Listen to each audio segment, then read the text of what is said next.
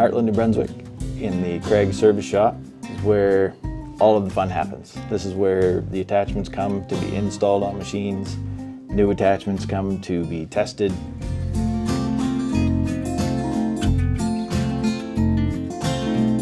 When I first started at Craig, I was hired for engineering, and this is probably the best engineering job in the building. We get to design the attachments, we get to put them on, then we get to test them. What's that thing you just threw? These are positioning targets that go with our 3D scanner. They look like a target, and we stick them all over the machine, and it gives our scanner a reference point so all of our data lines up correctly.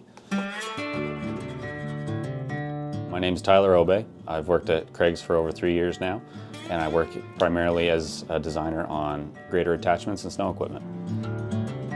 3D printer is very useful for prototyping, as well as models that we can use to show to customers and at trade shows, things like that. We actually get a lot of use out of it. It's pretty neat.